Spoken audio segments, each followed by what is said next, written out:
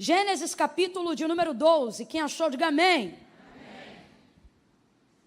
Perdão, é capítulo 11, nós vamos ler a partir dos versos 26 em diante, e aí sim, vamos entrar no verso 1 do capítulo 12. Gênesis 11, versos 26, entrando, rompendo aí até o primeiro versículo do capítulo 12. Diz assim o texto sagrado: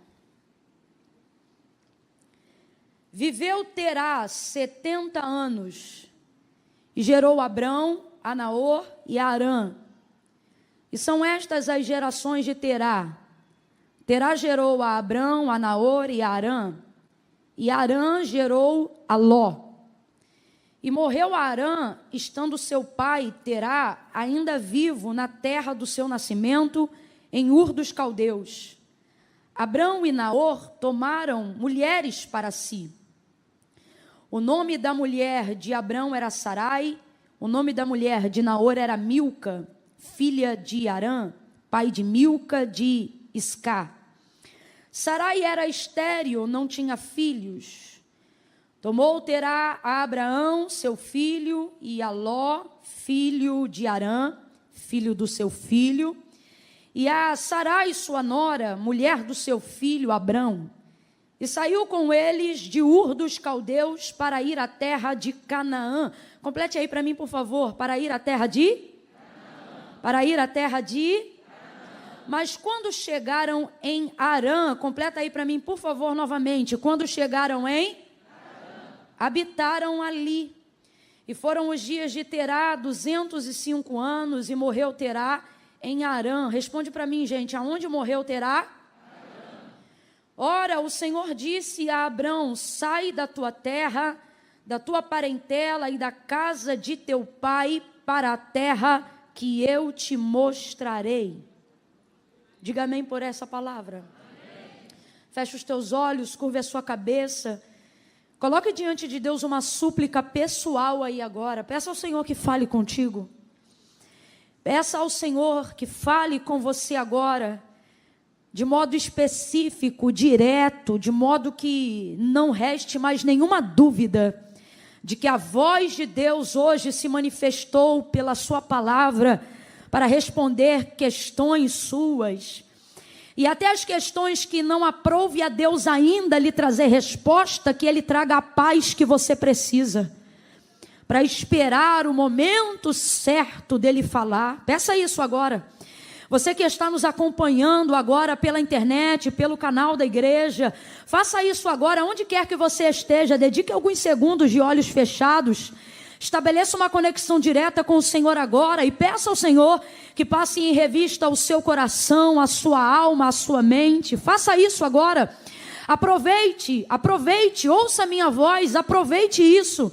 Desfrute dessa oportunidade, não fique de olho aberto, não dê vazão agora à síndrome do pensamento acelerado, não deixe nada capturar o seu pensamento, estabeleça uma conexão agora mais estreita com o Senhor, mais de tudo que você já estabeleceu até agora, e comece a pedir: Senhor, fala comigo, Senhor, a tua serva é de carne e osso como eu, é barro, mas está ali pela tua instrumentabilidade, a tua graça é abundante, então usa como canal, manifesta a tua palavra, faça isso, suplique isso agora.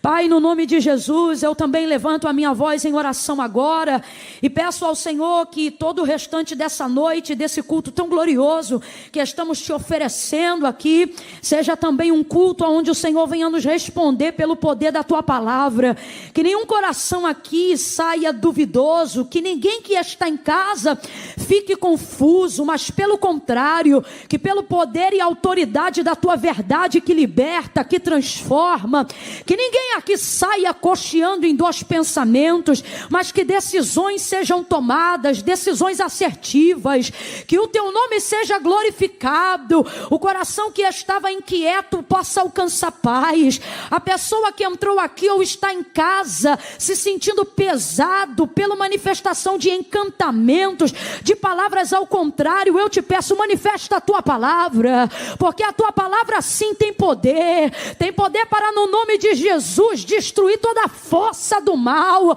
Vai quebrando cadeias, nos dá um norte, uma direção, um rumo. Aponta o caminho para o teu povo que esta semana ainda precisa tomar decisões e não quer, Senhor, tomar nenhuma decisão do coração, não quer tomar nenhuma decisão duvidando. Então toma a mente, toma o coração, passa em revista quem está em casa, quem está na folga do trabalho, quem está no intervalo da faculdade agora e está disponível para ouvir a tua voz. Cativa esse coração, trabalha na mente gerando entendimento. Espírito Santo, eu conto com a tua cooperação e com a tua ajuda nesta noite. Glorifica, glorifica, glorifica tão somente o teu nome, é o que nós te pedimos, é o que nós te agradecemos no poderoso nome de Jesus. Quem concorda, diga: oh, amém, aleluia, oh, aleluia, aleluia, glória a Deus, aleluia, oh, aleluia, aleluia, glória a Jesus. Ora macai de remai, delebre comando remaia. Aleluia, glória a Deus. Glória a Deus, glória a Deus. Eu vou contar de 1 a 3 e quando eu disser 3, você libere, por favor, em direção à pessoa que está ao seu lado, uma palavra profética que determina o rumo que Deus me confiou como verdade para essa noite, ok? Com a boquinha dentro da máscara, do jeito que você está. No 3, faça a sua voz reverberar a autoridade que há na palavra profética. Quando eu disser 3, você vai dizer para quem está ao seu lado: sua dor não te parará, ok? Sua dor não vai te parar. Assim está conjugado melhor. No 3, sua dor não vai te parar. É 1, é 2, é 3. Diga isso. Fala para o outro vizinho, vai. Não vai, você não ficará paralisado pelo que te aconteceu. Não vai. Oh, o Senhor está falando com gente que está em casa, no trabalho agora. Sua dor não vai te paralisar. Não vai. Não vai. Talvez ela tenha te freado. E isso é diferente, irmãos, de ser completamente paralisado. As pessoas falam muito sobre acelerar, sobre correr, sobre ganhar velocidade. Porque é muito bom, né? Você ter uma linha reta.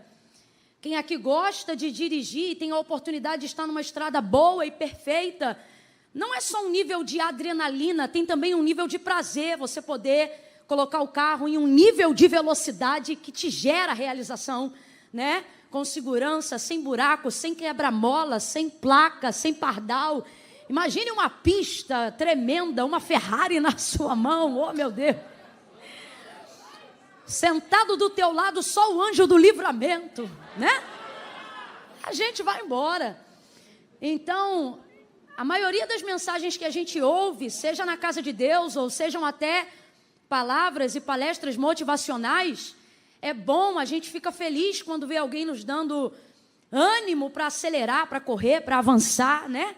Mas o que a gente precisa entender é exemplo do que eu coloquei até aqui agora, falando sobre o carro. O que faz de verdade um carro não é só a possibilidade que ele te dá de acelerar. Pare para pensar que você está com uma máquina na mão incrível agora, um carro extraordinário que pode atingir, sei lá, 100, 150 quilômetros em poucos segundos, né? Pense num motor aí cheio de cavalos, né? Não sei como é que fala, antigamente falava assim, né? É assim, né? Pois então, imagine isso, porém, imagine que esse carro não tem freio. Assim é a vida. Você não pode gostar só da velocidade.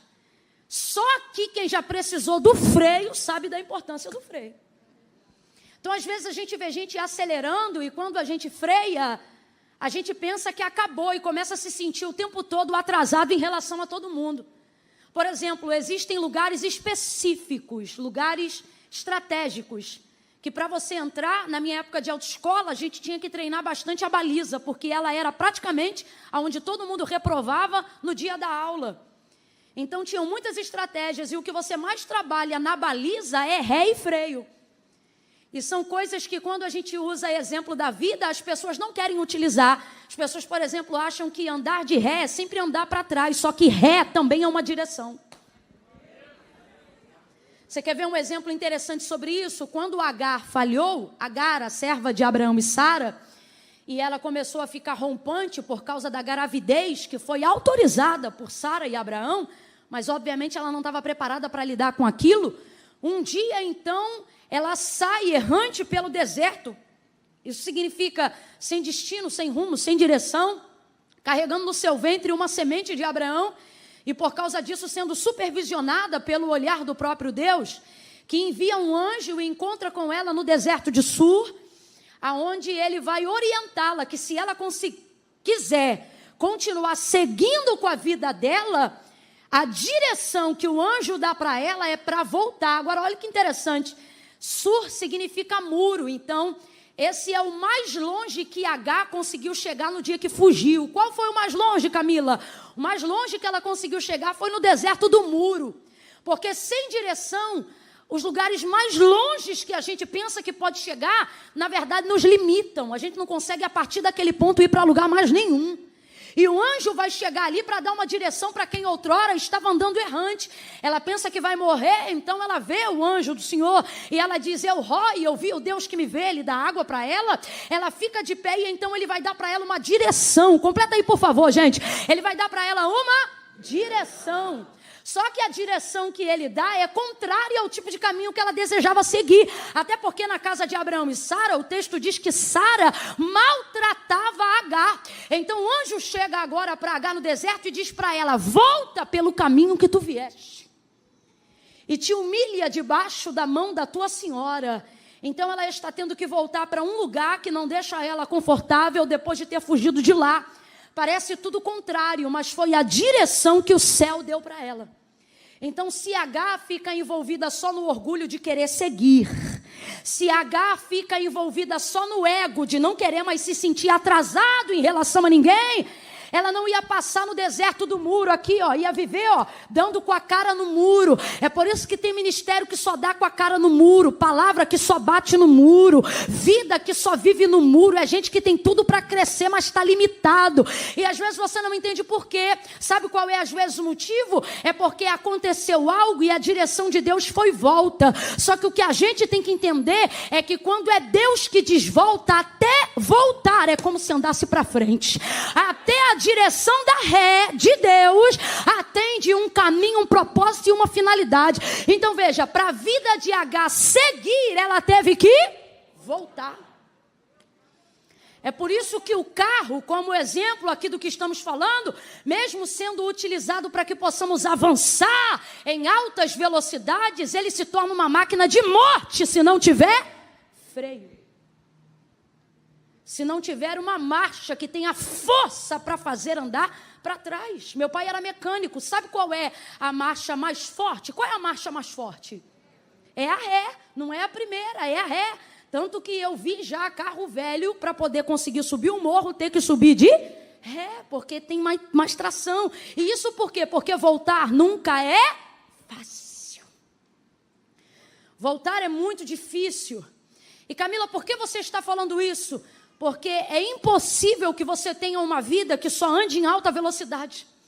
O problema é que por mais prazer que a gente tenha em querer seguir e jamais se sentir atrasado em relação a ninguém, de vez em quando acontecerão subidas íngremes que vão te fazer voltar. De vez em quando haverão situações difíceis que te obrigarão a apertar o freio e ver gente passar e você ficar. E normalmente as coisas que nos obrigam a fazer isso, e agora eu não estou falando mais do carro, eu estou falando da minha vida, eu estou falando da sua vida. Normalmente, as coisas que são fortes o suficiente para nos machucar ao ponto de termos que usar o freio ou a marcha ré, sempre são coisas que nos ferem, coisas que estão doendo, coisas que não significam um braço quebrado, mas uma alma confusa. Coisas que nem sempre têm a ver com o dinheiro que eu não tenho no bolso, mas com a direção que eu não tenho para usar o pouco que eu tenho. Quando eu não sei para onde eu vou, eu paro. Quando está doendo muito e eu não sei o que fazer, eu paro. E é nesse momento que a gente para, que a gente tem a impressão que na verdade não haverá direção nenhuma e que não há nada que possamos fazer, mas numa atmosfera profética, irmãos, e eu estou falando isso aqui guardada debaixo do temor do Senhor. Eu estou sentindo muito a presença do Senhor hoje aqui, e Ele está dizendo para quem veio a este culto e para quem está agora em casa, não de pipoca na mão e pijama no corpo, até de pijama, mas está prestando atenção. Deus está indo ao encontro de pessoas hoje aqui, através da sua palavra, para dizer: tua dor te freou, mas não vai te parar. Você não ficará paralisado a vida toda nesse trauma. Você não ficará paralisado a vida toda nessa dor. Eu vou repetir porque algumas pessoas ainda não entenderam que aquilo que está manando do altar é palavra de autoridade profética, respaldada pela palavra de Deus. Você não ficará paralisado na área da sua dor. Você não vai habitar a vida toda na memória da sua dor. Eu sei que tem gente aqui que não tem problema de se movimentar do lado de fora. Anda de ônibus, anda de supervia, anda de metrô, anda de trem, anda a pé, anda de carro, sai de casa, faz o que tiver que fazer, mas na área de dentro está paralisado. E Deus está dizendo: porque a geografia que te parou não foi Posse, não foi Nova Iguaçu. A geografia que te parou está na tua mente. E o Senhor está dizendo: eu vou te mostrar na tua mente, eu vou te provar nas tuas emoções que você não vai ficar paralisado na área que te feriu. Você vai andar. Você vai andar.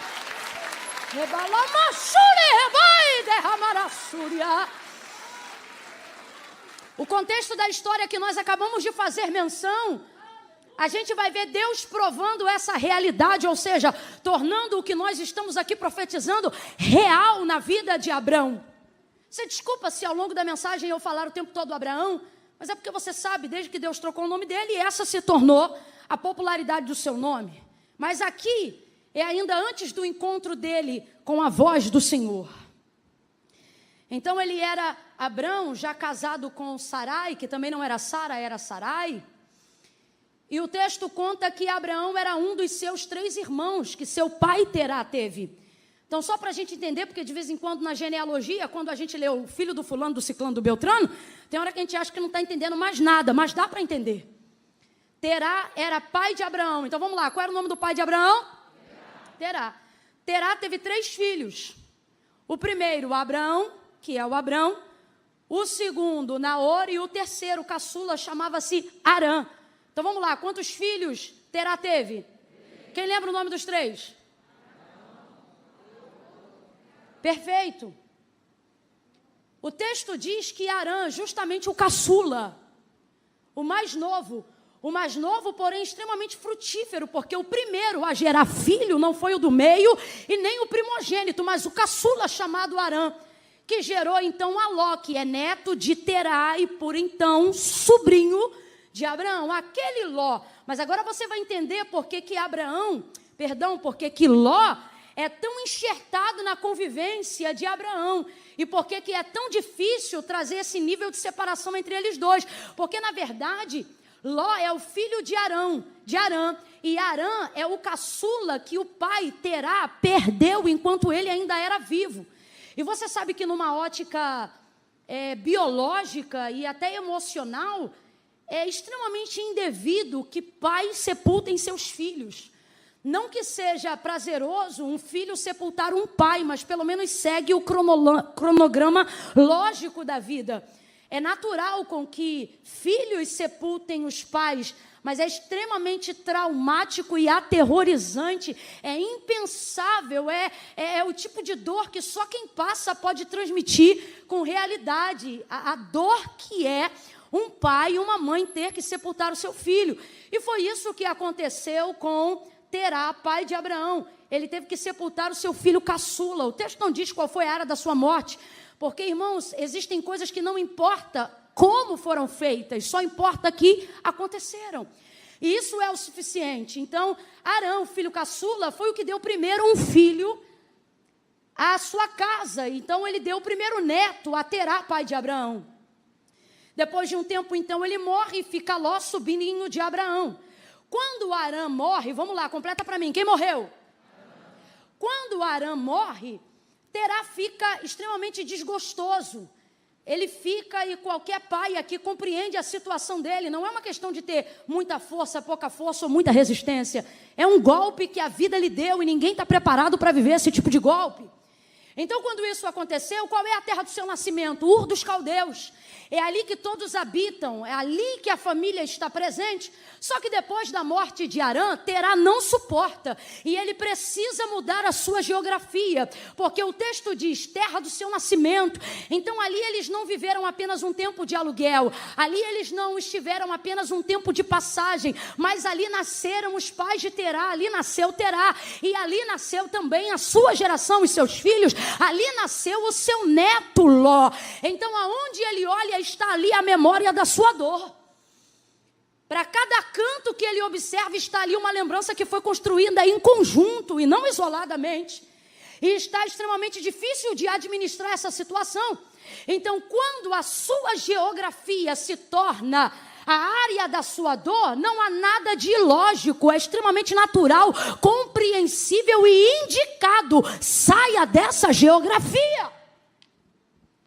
Mas você percebe que isso ajuda, mas não é o suficiente, porque não adianta eu sair da geografia da minha dor e levar a minha dor para onde eu estou indo. Então ele decide, eu vou sair daqui. E ele reúne toda a sua família.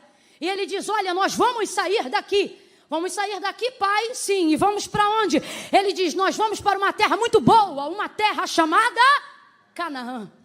É interessante porque a gente vê Canaã tendo o nome dessa região o tempo todo atrelado à história de Abraão. Mas muito antes dela se tornar a possessão e domínio de Abraão, ela, na verdade, já era a direção e a diretriz que seu pai Terá já havia dado para sua casa. Então ele disse, nós vamos para Canaã. Arrumam então todos eles todas as coisas e saem da terra do seu nascimento. Saem da terra das suas histórias, saem da terra das suas lembranças. E existem coisas na nossa vida que não adianta você se desfazer delas do lado de fora. Por isso que é bom sair e é bom caminhar, mas é só na caminhada que você vai conseguindo se desfazer daquele processo do lado de dentro. Traça ele um destino e uma trajetória. Vão todos agora rumo a Canaã. Só que o texto diz, e não é coincidência, que indo rumo a Canaã, ou seja, eles já sabiam aonde eles queriam chegar. Complete aí para mim, por favor. Eles já sabiam aonde eles queriam? Já sabiam aonde eles queriam? E o mais difícil dessa vida, gente, não é querer saber aonde vai chegar. É saber se a gente tem combustível para chegar lá. As pessoas acham que o mais difícil é vislumbrar o futuro. Não. O mais difícil é traçar uma rota que torne o futuro presente.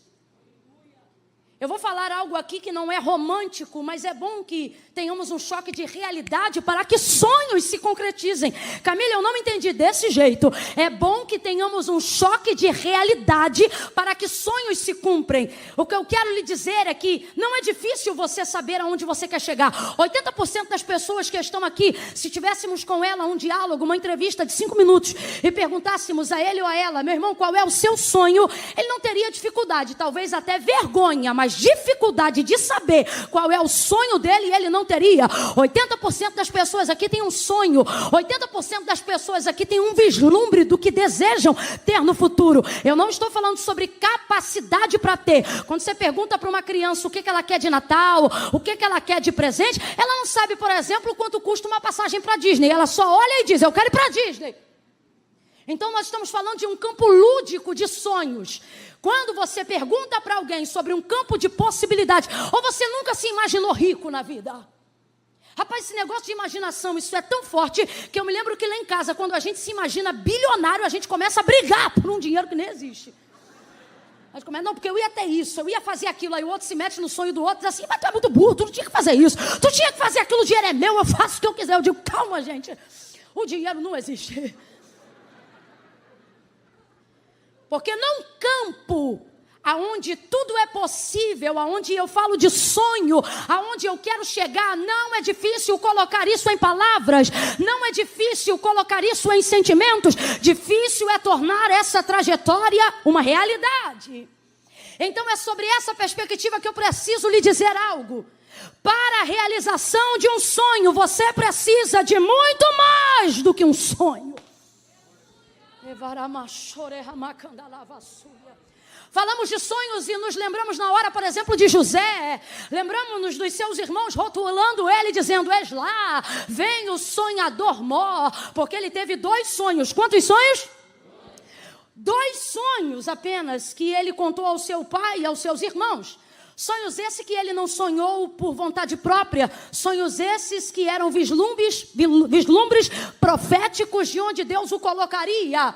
Agora veja, olhe todo o restante da vida de José, de Gênesis a 37 até Gênesis 45, depois que ele já está satisfeito e é governador sobre toda a terra do Egito, e você vai perceber que o que colocou José como governador, como superintendente de toda a terra do Egito, a nação mais globalizada e poderosa da época, não foi o sonho que ele apresentou no capítulo 37, mas foi toda a trajetória, desde que a caravana dos midianitas passou e comprou ele até a sua prisão e a sua chegada no governo.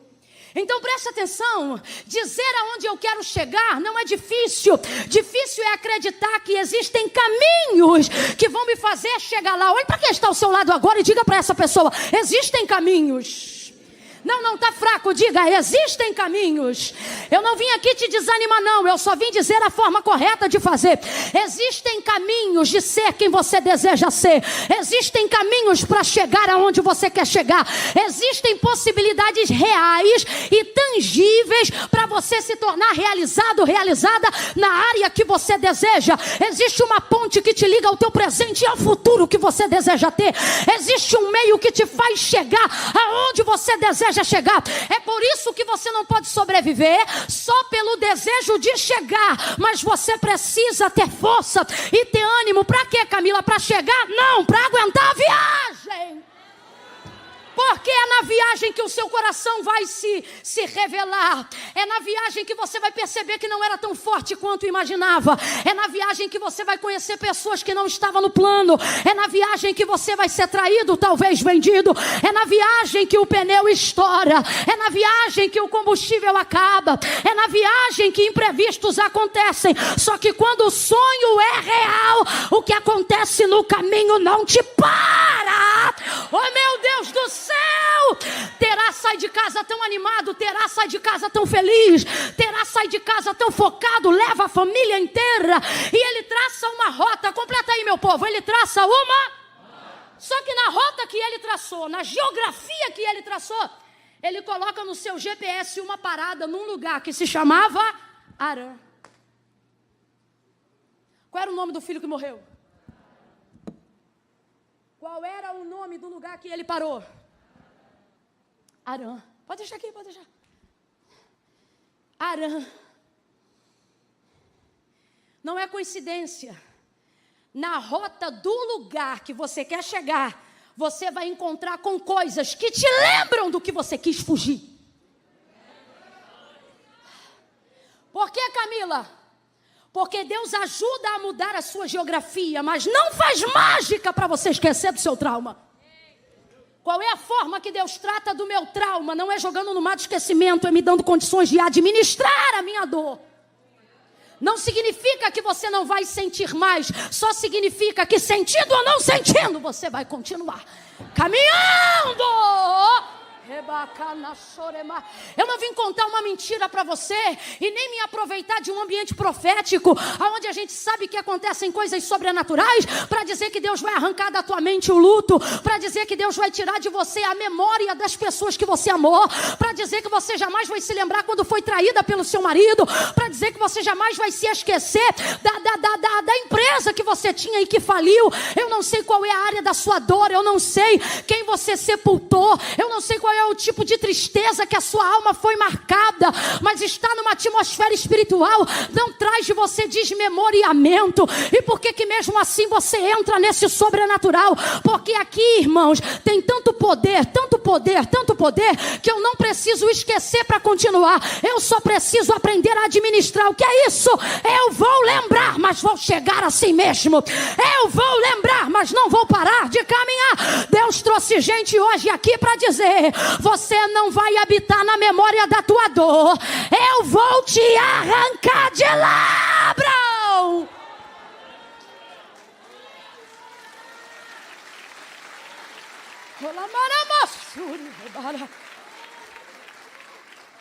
Eu quero que você seja profeta de Deus na vida de alguém e diga para essa pessoa: Deus vai te tirar. Tá fraco? Diga: Deus vai arrancar.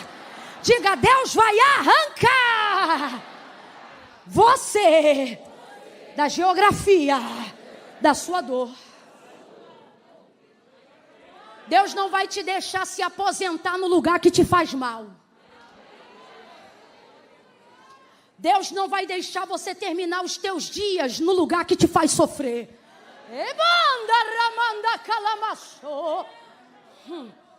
Deus não vai deixar o teu legado perecer aonde você foi maltratado. Quando ele, indo em direção a Canaã, se depara com uma região que chamava-se Harã, o texto diz que ali ele arma a sua tenda. Não arme a sua tenda nos lugares que te lembram da onde você quis fugir. Você já caminhou tanto, caminha mais um pouco. Pernoita em outro lugar.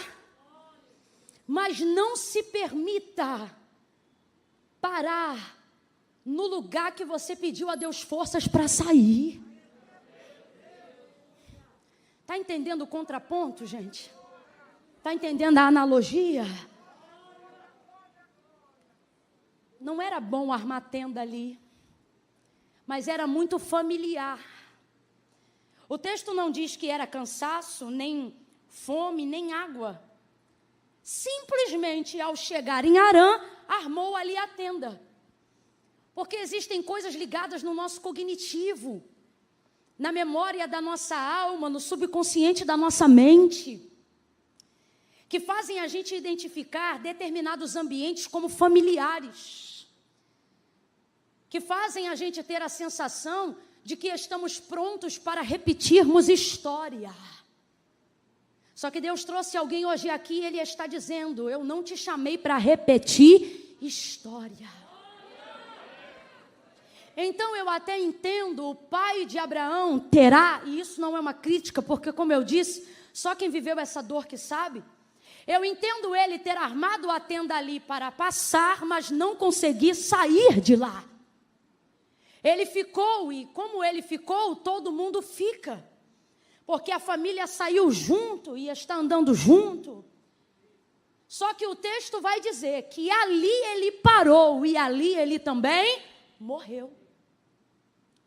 E depois de morrer, e de Abraão obviamente ter honrado a memória e o compasso do seu pai, o texto diz que ele também habitou ali. E ali agora se tornou a terra da sua possessão, a terra da sua família, a terra da sua parentela.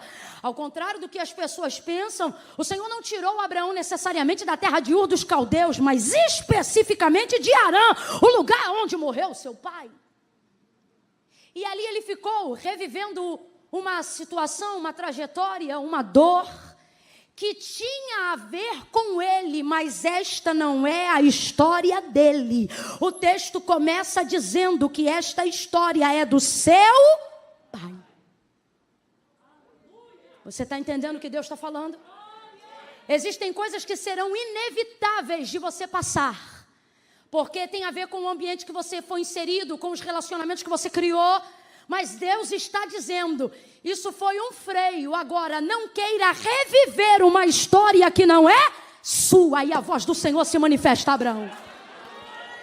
E aí entra onde nós entramos aqui, em Gênesis capítulo 12. Eu acho tão maravilhoso que até na construção dessa genealogia, quando Moisés estava escrevendo, ele deixa a história de Terá no capítulo 11 e começa a história de Abraão no capítulo 12. Eu não sei se você está entendendo, mas Deus te trouxe aqui para te dizer: eu vou inaugurar um capítulo novo na tua história.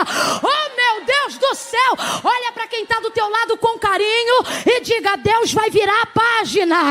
Deus, isso aqui é profético, gente.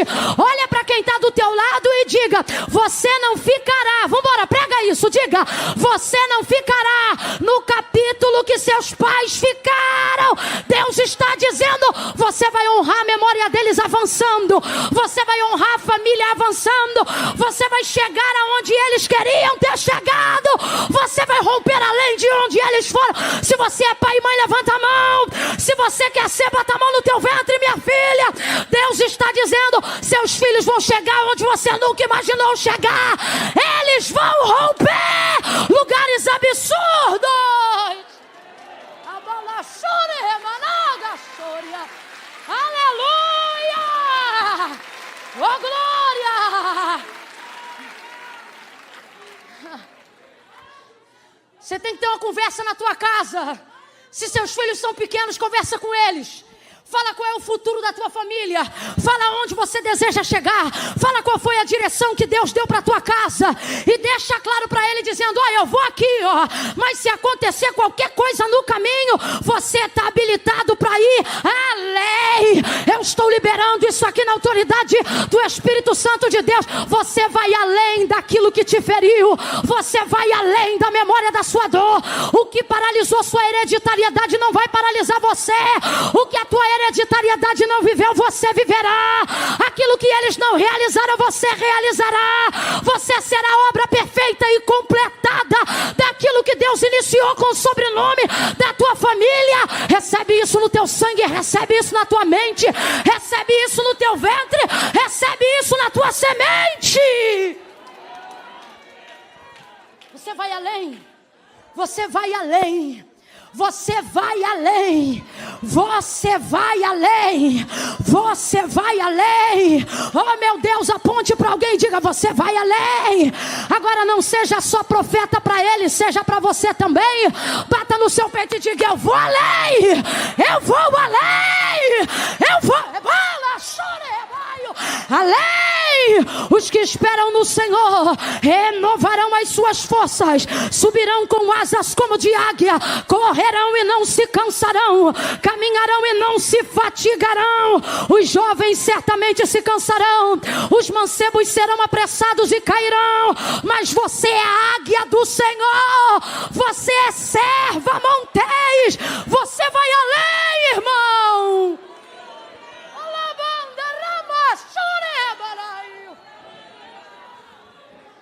Por que a palavra do Senhor diz que os filhos são flechas na aljava dos valentes? Terá foi muito valente. Saiu de uma terra que ele tinha tudo para uma terra que ele ainda precisava conquistar. Foi valente. E foi visionário. Porque o texto não diz que Deus falou com ele, mas quando Deus fala com Abrão, dá a rota que honrava a memória do pai.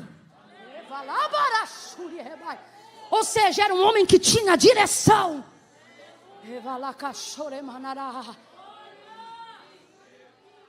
Às vezes teu pai não fez faculdade. Às vezes ele nem era tão crente assim como você. Mas às vezes você vem de alguém que mesmo com as suas dificuldades, às vezes até com seu analfabetismo, tinha direção. Eu fico olhando para minha avó, 5 filhos, era uma pobreza extrema. Todos os filhos são melhores do que ela. E nessa época nem crente a gente era. Mas pensa numa casa que tinha direção. Ainda não tinha Bíblia, mas tinha lei, tinha caráter. Tinha justiça, tinha hora para entrar, tinha hora para sair. E isso já foi consequência suficiente para que eles fossem um pouco mais além. Agora imagine o que vai acontecer sobre a vida de uma geração que está debaixo de uma palavra. Agora preste atenção, por que eu estou afirmando? Eu não vim aqui te inspirar, irmão. Eu estou afirmando de acordo com o que a Bíblia e o que a palavra de Deus aponta. Preste atenção. Terá até tinha uma direção, isso é maravilhoso, mas só Abraão está debaixo de uma palavra. E você diz: se eu não sou tão capaz quanto outros foram antes de mim, como é que eu vou chegar aonde nem eles chegaram? E assim te diz o Senhor: eles tinham a visão, mas você tem a... Deus está dizendo: a minha palavra vai manifestar a ponte que você precisa para atravessar o...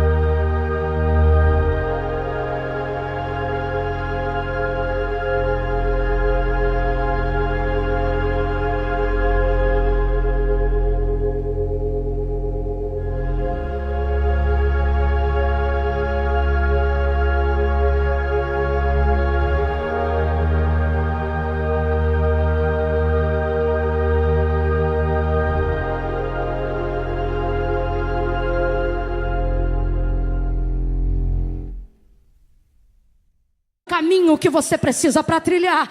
Deus está dizendo: tem muita gente que sabe aonde vai chegar, mas não vai suportar o caminho até chegar lá. E o que vai te fazer suportar o caminho até chegar lá? A mesma coisa que o Senhor deu a Abraão. O que a Bíblia diz sobre Abraão? Que Abraão, enquanto não alcançava a promessa, ele era fortalecido, dando glória a Deus. E ele glorificava a Deus pelo quê?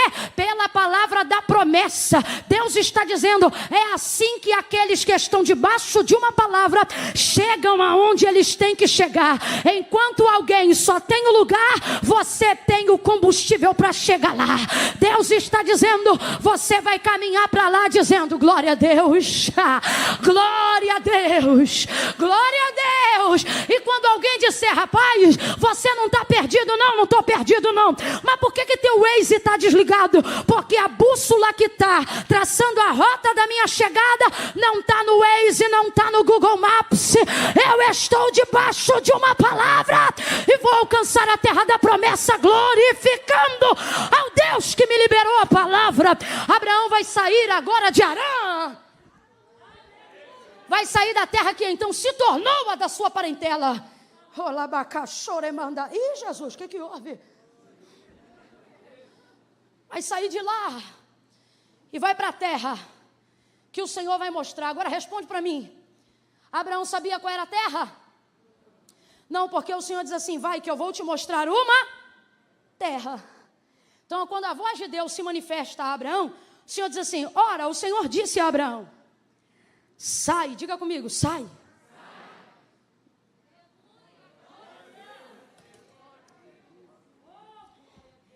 Sai da onde? Você conhece esse texto de cor. Sai da tua. Sai da tua. Terra, sai da tua. Parentela, sai da casa do teu pai e vai para a terra que eu te mostrarei. Falou qual é a terra? Mas mesmo assim disse, sai. É por isso que a régua da fé mora na casa de Abraão. Deu-lhe garantia da terra, mas lhe falou qual era a terra? Não, mesmo assim, Abraão saiu da onde estava e foi para a terra que Deus ia dar. Já parou para pensar que no texto seguinte, Deus começa a abençoar? Só que presta atenção, você vai ver aqui 2 verbos imperativos, o primeiro é sai e o segundo é vai. Presta atenção. Primeiro sai e depois você vai ver um vai. Mas o primeiro, ou seja, antes do vai, Deus diz. O problema da gente é que a gente quer analisar a direção. Se o Senhor chega hoje para uma meia dúzia e diz, vai para a terra que eu vou te mostrar, sai da tua e vai para a terra que eu vou te mostrar, ele ia perguntar, mas eu tenho que ver primeiro a terra. Para quê? Para saber se vale a pena sair da onde eu estou. Aí você diz, eu não faria isso não, Camila. Mas eu penso, talvez você esteja fazendo e não está percebendo. Sabe por quê?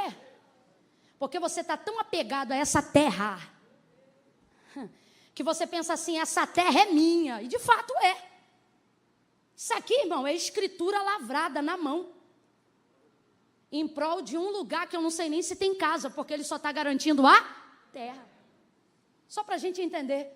Mas antes de Deus dar a direção e mostrar qual é a terra, primeiro Deus afere a entrega, a obediência. Então presta atenção, vai tipifica a direção, sai tipifica a obediência. Olha o que Deus está dizendo, primeiro eu te dou um sai, só então depois eu te dou um vai. Mas a gente não, a gente quer logo um vai para saber se sai. E Deus está dizendo, não, no meu tratamento contigo, quer terra boa? Quer viver milagre, quer ir além da sua dor, quer romper o que seus pais não viveram, não para a sombra deles, mas para honrar a memória da tua família, então entenda isso, antes de eu te dar um vai, primeiro eu vou te ordenar um sai. Deus está dizendo a alguém, sai primeiro que eu te digo depois. Agora o que Deus está pedindo para Abraão não é fácil não, gente, olha isso. Sai da tua terra, sai da casa de teu pai, sai da tua casa. Tudo que Abraão tem e aonde ele está é dele. Completa aí para a gente encerrar tudo junto. Tudo que Abraão tem e aonde ele está, tudo é? Só que Deus está dizendo, sai do que é teu. É isso que Deus está dizendo para ele. E em contrapartida Deus está dizendo, vai para o que é meu. Mas o que é do Senhor? Isso você só vai saber depois que você... Ai, é muita fé. É muita fé. Olha como é que o aplauso fica fraquinho. É muita fé. Agora, para quem conhece as coisas de Deus, sabe que a proposta de Deus é infinitamente melhor do que a garantia de Abraão. Porque o que Deus está dizendo para ele é, sai do que é teu e vai para o que é meu. Agora isso aqui é pura educação. Você não vai conhecer nenhum outro Deus educado como nosso Deus. Porque o salmista, ele afirma, do Senhor é a terra, a sua plenitude, o mundo e aqueles que nele habitam. Então presta atenção, a terra que Deus diz que é de Abraão, na verdade é de quem? É de quem? É tudo de Deus. Porque o que Deus está querendo de Abraão não é terra, é renúncia. Lembra quando ele disse assim, me entrega o teu filho, o teu único filho, aquele a quem tu amas, Isaque. Ele sobe ao Moriá, um dos montes de Moriá, e ele vai agora sacrificar Isaque. Agora, o nosso Deus não é Deus de homicídios, não é Deus de sacrifícios humanos, todavia é um Deus que atesta a tua obediência até o limite. E ele chega para Abraão e lhe faz esse pedido, porque certamente Isaque estava tomando no coração de Abraão um lugar que não deveria ser dele. Ele diz, eu vou fazer isso para provar o seu coração. Quando ele vai, Abraão não sabe disso. Nós que lemos o texto sabemos disso. Quando ele vai imolar Isaque e acutelar o menino para sacrificá-lo diante do altar, a voz do Senhor brada a Abraão desde o céu, dizendo, Abraão, não faça isso. E eu imagino a confusão temporária da mente de Abraão, pensando, como não faça isso, se eu só estou fazendo isso porque o Senhor me pediu? Então ele disse, agora eu sei, mas espera aí, Deus é onisciente? Se Deus é onisciente, Deus já sabia do que ele faria, sim ou não? Já sabia do que ele faria, sim ou não? Era Abraão que precisava saber qual era o lugar que Deus devia ocupar, e não Deus que estava querendo saber. Então preste atenção, quando Deus pediu Isaque, não é porque ele queria tomar Isaque, é porque ele queria trazer de volta Abraão. Tem coisas que Deus nem quer tirar da gente. Tem coisas que Ele só quer provar para saber o quanto a gente está disposto a entregar. Deus não precisa de Isaque. Deus só está querendo colocar o coração do Abraão no lugar de novo. A mesma coisa é a terra. Deus não precisa da terra de Abraão para nada. O que Deus está pedindo não é terra, é renúncia. É por isso que Deus está dizendo para quem está aqui, quando eu peço o seu carro, eu não preciso de carro. Quando eu quero andar, eu subo nas asas do vento. Eu monto em 2 querubins e eu passeio sobre o globo da terra. Quando eu peço alguma coisa na sua casa, não é porque eu preciso de sofá. Quando eu mando você desligar a televisão, não é porque eu sento para ver jornal. Eu sou a enciclopédia que o futuro ainda não conheceu. Eu não preciso do que você precisa para nada. A única coisa que eu estou fazendo é te mandando sair de onde você está. Para quê? Porque a única coisa que eu quero é o seu coração. Mas não adianta vir contar mentirinha nem caô na igreja para dizer, se ele está falando isso, eu sempre soube. O que Deus quer é o meu coração. Mas o único jeito de Deus botar meu coração no lugar é removendo ao meu redor as terras que eu frequento. É mexendo nas coisas que eu tenho. É entrando nos lugares que eu gosto e sabendo se ali tem lugar para Ele. Todas as vezes que Deus quer provar o coração de um homem, Deus não toca no seu coração, Deus toca nas suas coisas. Por isso, para trazer Isaque, Deus não queria Isaque, Deus queria Abraão. Mas como é que Ele toca em Abraão? Tocando em quem? Pedindo quem? Agora eu vou te provar o valor de uma obediência irrestrita ao Deus de Israel. Abraão não quer nem saber qual é a terra, mas está interessado em saber quem é Deus. Ele crê na palavra e sai da terra. Sai com tudo e com todos. E a primeira terra que Deus lhe permite chegar, que se tornou a terra da sua hereditariedade, o lugar que ia jorrar leite, maná, leite e mel, para milhões e milhões de hebreus, ou seja, filhos de Abraão, na semente de Isaque, era Canaã. E esta foi a primeira terra que, quando saiu de Harã, Abraão chegou. Partiu, pois, Abraão como o Senhor lhe tinha dito. Foi com ele Ló. Tinha Abraão 75 anos quando saiu de Harã. Abraão levou consigo Sarai, sua mulher, e a Ló, filho de seu irmão, e todos os bens que tinha adquirido, e as almas que lhe haviam sido acrescentadas em Harã. E saíram para a terra de Canaã, e chegaram lá. Seja profeta para uns 3 e diga, você vai chegar. Quando você obedecer, você vai chegar. Se você obedecer, você vai chegar. Camila, qual é o passe de entrada para quem quer chegar? Dá a Deus o passe da renúncia. Dá a Deus o bilhete da renúncia. Camila, quanto custa os meus sonhos? O preço de chegada no lugar da sua realização depende do tamanho da renúncia que você está disposto a entregar no altar de Deus. Sai ele de Harã e chega em Canaã. Eu imagino Abraão chegando em Canaã e pensando, cheguei aonde eu tinha que chegar. Só que quando ele chegou lá, no lugar que seu pai tinha desejado chegar, ele não chegou. E a...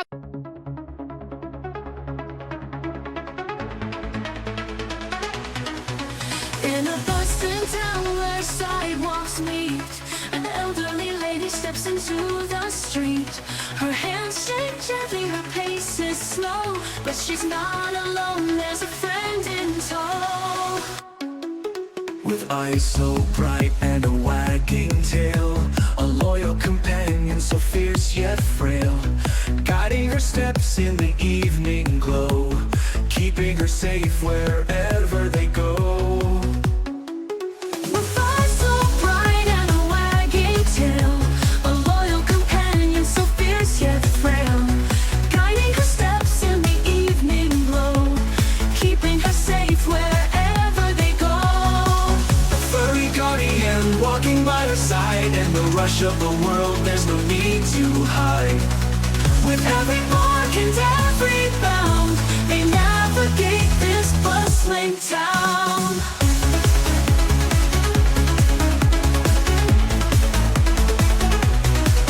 Through sunny days and stormy nights, with every stride they win their fights. Together strong they brave it all, side by side they'll never fall.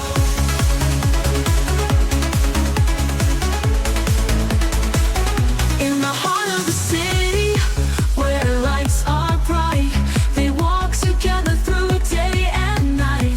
A friendship pure, a bond so true. They've got a rhythm meant for two. A furry guardian walking by her side, in the rush of the world there's no need to hide.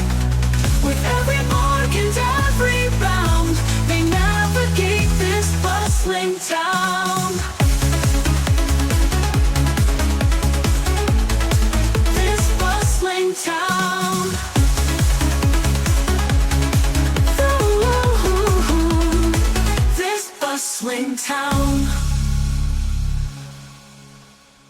A furry guardian walking by her side, in the rush of the world there's no need to hide. With every bark and every bound, they navigate this bustling town.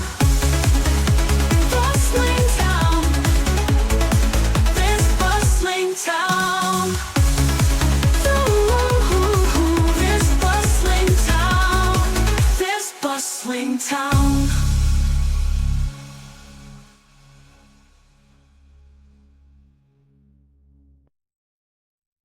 Agora ele chegou por direção do próprio Deus.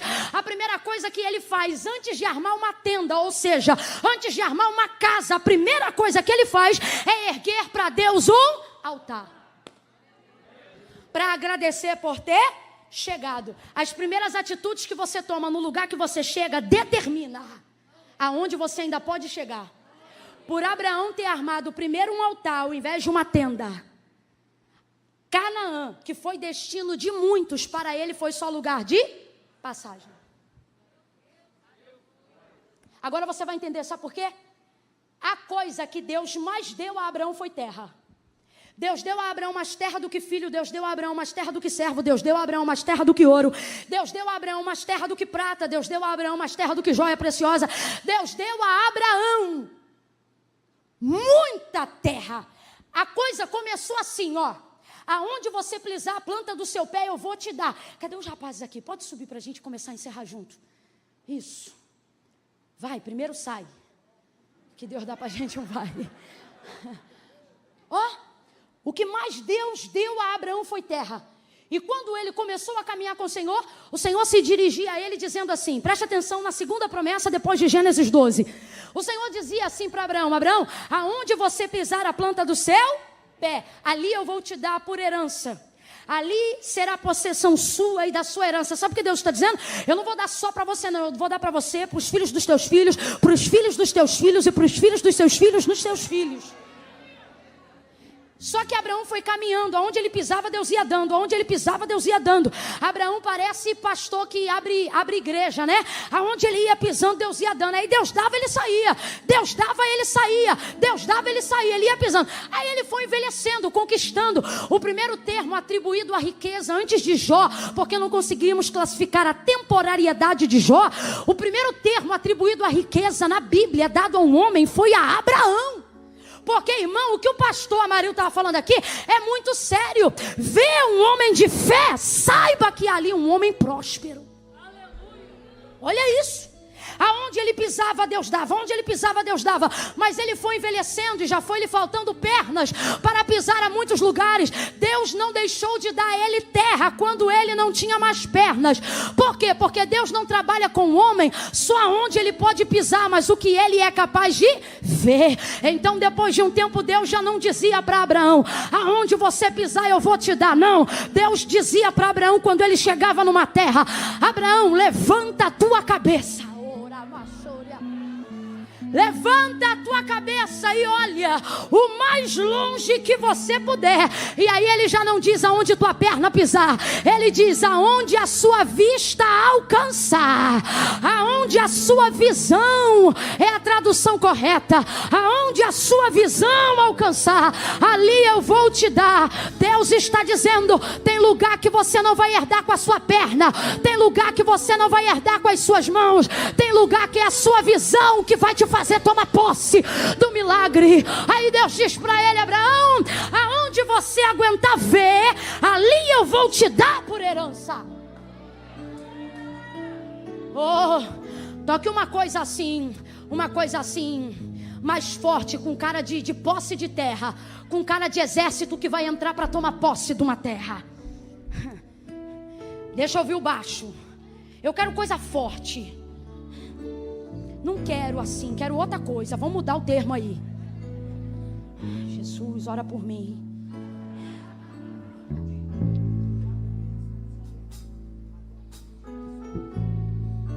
Eu estou te esperando.